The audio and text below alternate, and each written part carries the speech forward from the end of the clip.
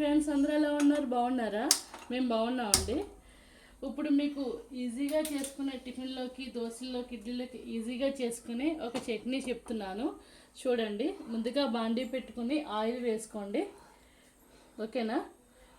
Oil heat ఎక్కిన తర్వాత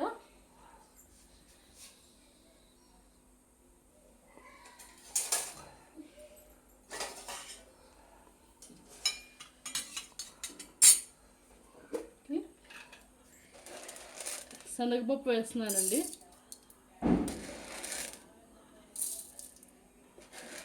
ఏ టిఫిన్లోకైనా ఇది ఈజీగా ఉంటుంది, టేస్టీగా ఉంటుంది, చాలా బాగుంటుంది చట్నీ. శనగపప్పు, మినప్పప్పు,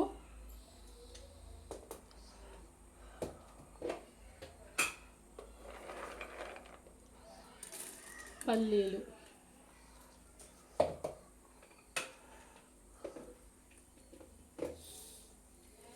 వేసుకుని వేపుకోవాలండి. ఇవి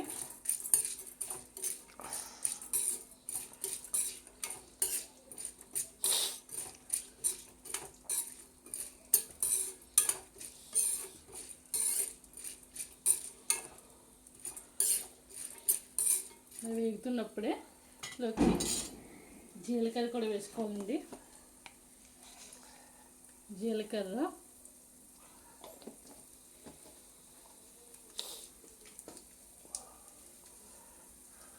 వెల్లుల్లిపాయలు,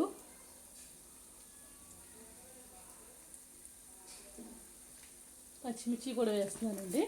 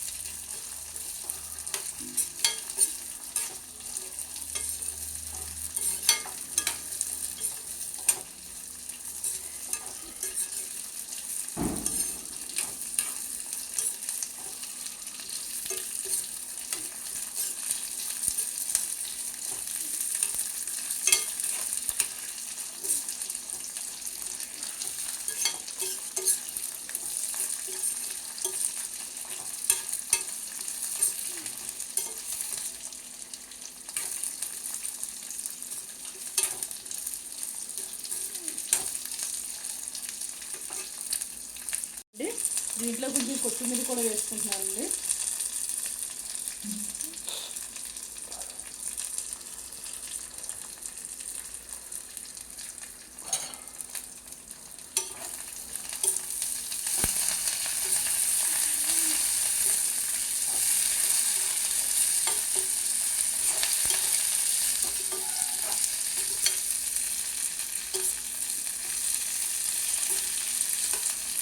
వేగిపోయినాయి.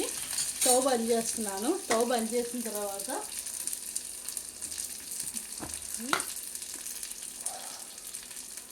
చిన్న నిమ్మకాయ అంత కూడా కాదు, స్మాల్ చిన్న సైజ్ నిమ్మకాయ చింతపండు వేసుకోవాలండి.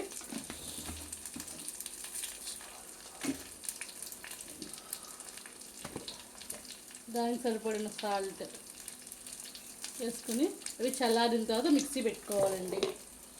చల్లారిన తర్వాత ఈ విధంగా మిక్సీ పెట్టుకోవాలండి. చట్నీని ఈ విధంగా పేస్ట్ చేసుకుని ఓ బౌల్లోకి తీసుకుందాం.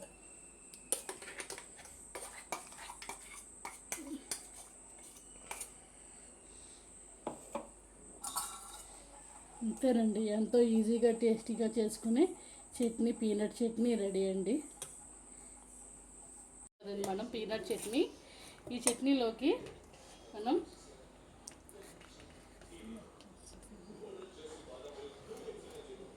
వేరు ఇడ్లీలోకి సర్వ్ చేసుకుంటే చాలా బాగుంటుందండి చట్నీ.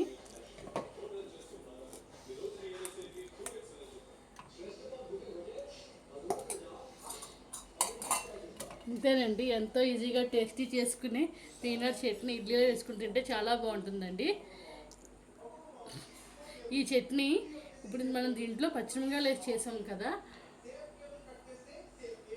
అదేవిధంగా దీంట్లో ఎండుమిర్చి మిరపకాయలు కూడా వేసుకుని చేసుకోవచ్చండి ఈ చట్నీ. మీకు కనుక ఈ చిన్న వీడియో నచ్చినట్లయితే please like, share, subscribe, comment my channel అండి. రమేష్ మంజూస్ ఫోల్ అండి. Thank you. Bye bye.